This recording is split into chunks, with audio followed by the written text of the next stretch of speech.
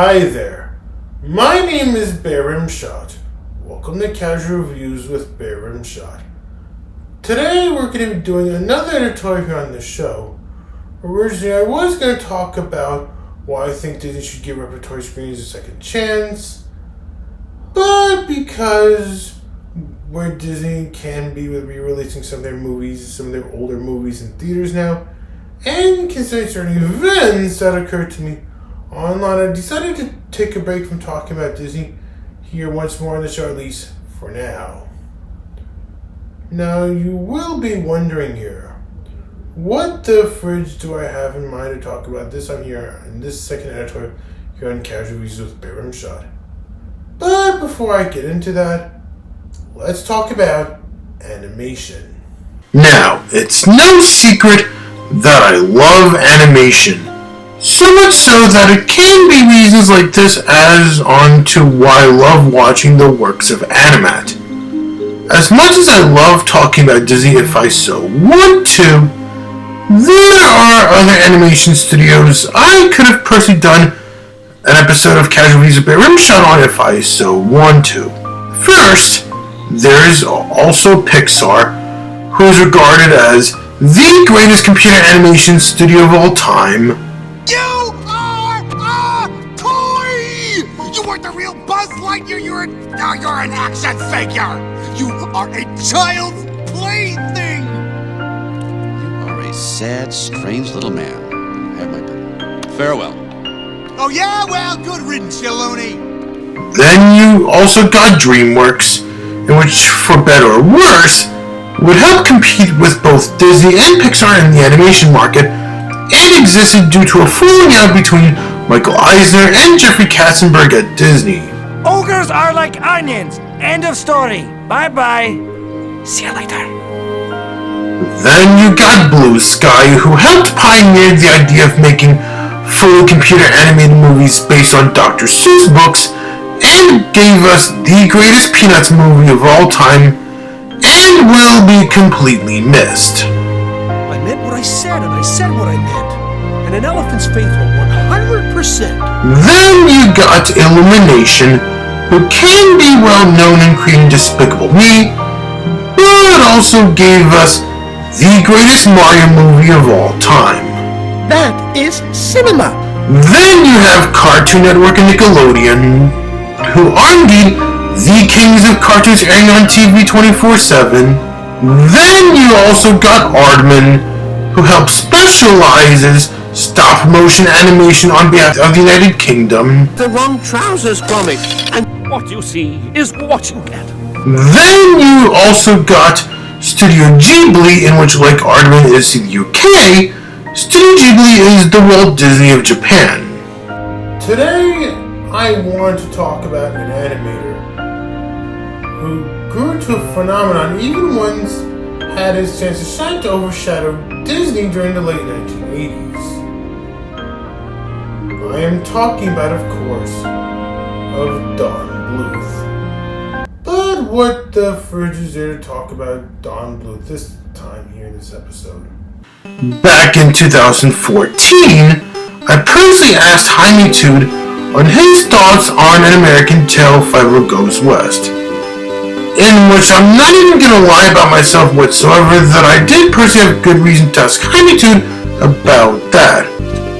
But why the fridge did I even bother asking Jaimetud about American Tale: Fievel Goes West in the first place? First off, to get a better understanding why this is all so, we gotta go back in time during the days when Walt himself was still alive. On September 13th, 1937, Don Bluth was born. One day, Don Bluth went to the movies to go see what changed his entire life, known as Snow White and the Seven Dwarfs.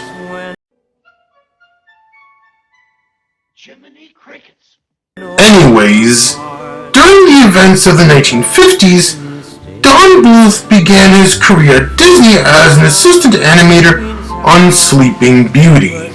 During the events of the 1960s, Bluth worked for Filmation, better known for He-Man and Fat Albert. During the events of the 1970s, after Walt was long gone, Don Bluth worked for Disney once more, where he not only got to work on projects such as Robin Hood and the Rescuers, but also where he first met Gary Goldman and John Pomeroy. As movies such as Robin Hood and the Rescuers weren't aging up to be like Snow White nor Peter Pan, Don Bluth, alongside 17 other animators, including Gary Goldman and John Pomeroy, all quit their jobs at Disney on Don Bluth's 42nd birthday to make their own animation studio, while Disney themselves, on their behalf, were still working on The Fox and the Hound. As with the animation studio that Bluth himself formed after quitting his job at Disney completely, he named it Don Bluth Productions, which is where he created his first, and what many regard to be his greatest movie of all time, as The Secret of NIMH, and which was very well loved by many critics, but underperformed at the box office due to being released against E.T. Two other movies to also have been released against E.T. are Jim Henson's The Dark Crystal and Disney's Tron. Did anyone see the movie Tron? No. No. No. No. No. No. No. No. No. No. No. Yes. I mean, no. No. Questions, too many questions.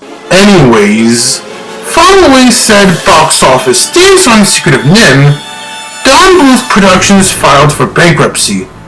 So then Don formed Bluth Group, where he did work on some games, kicking off with Dragon's Lair, and which did very well when it first came out for arcades.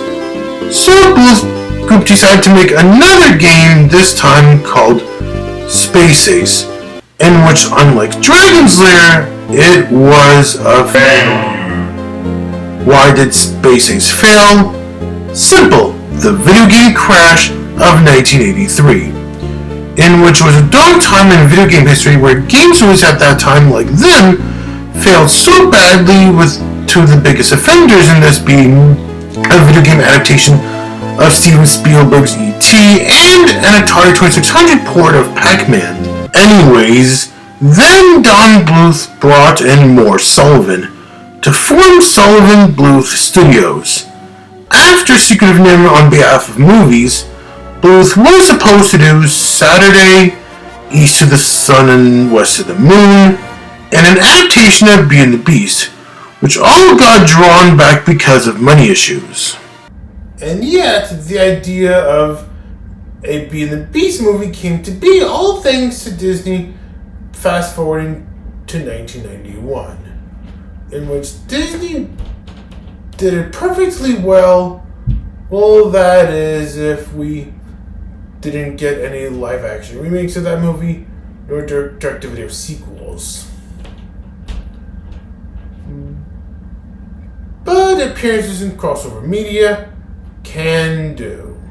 Anyways, hope was sent from the angels, came in the form of Steven Spielberg. Bluth met Spielberg during the production of The Secret of NIMH when Jerry Goldsmith told Spielberg about that movie, while Goldsmith was also writing the score for Poltergeist. Spielberg endorsed The Secret of NIMH very well, that as E.T. overshadowed The Secret of NIMH at the box office, it's where Bluth would go work with Steven Spielberg on two particular animated movies. So in 1986, both Don Bluth and Steven Spielberg released An American Tale under the help of Universal Pictures. You mean like at Universal Studios? Cha-ching. When An American Tale first came out in theaters in 1986, it was a major box office success, beating out Disney's The Great Mouse Detective. Following the success of An American Tale, not only did it get a sequel, but also set between the releases of both An American Tale and its sequel, Bluth and Spielberg both collaborated together on one more movie, and that's The Land Before Time. Only this time, on Steven Spielberg's side, Spielberg brought in George Lucas to help co-produce that movie. Yes, I do mean the man behind Star Wars. Oy vey. You know what the fridge that means. Littlefoot is going to be enslaved by Nicktoon under the creative leadership of Dr. Jesus. Since a lot of heroes from the Disney Vault like them do get that kind of treatment. Anyways, when The Land Before Time was first released in theaters, it was released on the same day as Disney's Oliver & Company. But The Land Before Time made more money at the box office worldwide. In 1991, Steven Spielberg released An American Tail Fievel Goes West. Originally, Don Bluth was going to return to direct Fievel Goes West, but after finishing up work on The Land Before Time, Morris Sullivan had Bluth to cut ties with Steven Spielberg to go instead work with Gold Crest Films, where Bluth directed All Dogs Go to Heaven and Rockadoodle. So who directed American Tail Fievel Goes West? Well, you got Simon Wells, who not only helped directed this movie, but also helped directed the rest of the entire Emblemation trilogy of movies, which include Weird Bag of Dinosaur Story and Balto. Simon also previously collaborated with Spielberg on having to be a supervising animator on Who Framed Roger Rabbit. After Emblemation shut down to become DreamWorks Animation, considering on how Steven Spielberg is one of the founders of DreamWorks in general, Simon would be the biggest ringleader of the Emblemation staff, where he would go transfer to go work for DreamWorks. Not only to help co-direct The Prince of Egypt, but also having to work on a number of other films there, typically as a story artist, going as far as having to work on some of the stuff DreamWorks did with Aardman, like Chicken Run and Flushed Away. Anyways, back onto Fievel Goes West. When it first came out in theaters, at best, it was the least hated out of all the Don Bluth sequels. That is, if we can ignore both The Rescuers Down Under and Bartok the Magnificent. Well, why would I even bother counting in those movies too, you may ask? Well, when we think of a Don Bluth sequel, we often associate with ones to a movie that Don Bluth directed, like The Secret of NIMH, An American Tail, The Land Before Time, or All Dogs Go to Heaven. However, you'd be surprised to know that they aren't the only movies Don Bluth himself worked on that got a sequel. Bartok the Magnificent is the only Don Bluth sequel that both Don Bluth himself and Gary Goldman would both return to direct. As with the big deal with Rescuers Down Under, The Rescuers is one of those movies that Don Bluth himself personally worked on during his days at Disney before he quit his job there to form his own anime studio where he did The Secret of NIMH. On top of that, The Rescuers Down Under is very artsy and was very well loved by critics that made it onto Animax's top 10 best animated sequels. Despite the exclusion of Return to Neverland. Anyways, back onto the topic of Fievel Goes West. At worst, it was nevertheless a box office failure, getting overshadowed by Disney's Beauty and the Beast. Following the births of the angry video game nerd and the aforementioned nostalgia critic, came along many critics, including one from Orange County known as James Sullivan, aka Jaimetud. In 2010, Jaimetud reviewed The Land Before Time TV series. In this review, Jaimetud kicks off this review with a bang by sharing his personal experience with The Land Before Time. I have always loved The Land Before Time. 1. It was made during the height of Don Bluth's career in the 80s, and I personally consider it to be his finest. Mostly, I overall like the message of the film. It's a bunch of kids who all share the same goal of getting somewhere and overcome their differences in order to get there. Pride, faith, and friendship all play a major part in this 80s classic. There's a lot of religious undertones in the film. Think about it. journeying to the west, the one way that's right, and the sun is basically God. So in the end, if you have faith and follow the right path, you get to the promised land. I can dig that. Now imagine my surprise as a kid to find out that they started making sequels. Of course, I wasn't too picky, so watching more adventures with Littlefoot and all of his friends was all I cared about. Let's go! Mostly, I thought these movies were just okay. But a lot of the elements that made the original great were simply no longer there. That means no more religious parallels, less conflict, and less tragedy. By that I mean no more deaths. Littlefoot, who spent much of his time in the original talking to his mother from beyond the grave, now pretty much acts like she never existed. Even the art progressively suffered. The original had great animation and a very natural color scheme with nice earthy tones.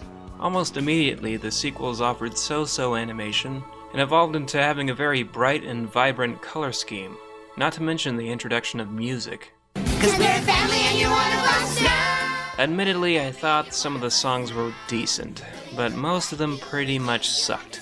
That and you should never follow up a non-musical with a movie that is a musical. I think my ultimate disenfranchisement with the series overall came with movie number 5, The Mysterious Island. I remember at age 12 standing in the middle of a Costco aisle watching this movie with a group of kids that were much younger than I was, and curbing my boredom by making wisecracks at every single thing the characters said. After that, I just gave up. Most of my memories after that involved lashing out every other time a sequel was made, but a lot of folks had those qualms with the series. Even when I worked at Safeway, a customer with kids went and brought movie number 8, The Big Freeze. Dan, the checkout guy, took one look at the cover and said to the lady, "Do you think they would really be smiling like that if they knew they were about to become extinct?" So I guess with over 10 movies made in the course of less than 20 years, they finally decided, let's just make it a TV show. But Jaimetud addressing his taste on the works of Don Bluth did not end there. In 2012, Jaimetud did a From Pages to Pictures episode delving into various adaptations of A Christmas Carol. And one of those Christmas Carol adaptations he talked about in there included An All Dogs Christmas Carol. What are the odds? Good God, that happened too. I've been avoiding watching that one for many years, but just for you guys, I sat through it. Allow me to reenact the painful experience. I always get emotional at Christmas time, that heavenly time of year. Whether I'm home with friends or out there busting heads, I'm blinking back a sad or a happy tear. Don Bluth hates you. Don Bluth hates you. Don Bluth hates you. And that's why I would even dare ask Jaimetud on his thoughts on American Tail Fievel Goes West. Yes, now so you all know the truth as to why I would dare ask Jaimetud on his thoughts on a least hated sequel to a Don Bluth classic. Now be sure to join me for my grand return to reviews with a bang, where we will be delving into a galaxy far, far away. See you next time, and may the Force be with you always.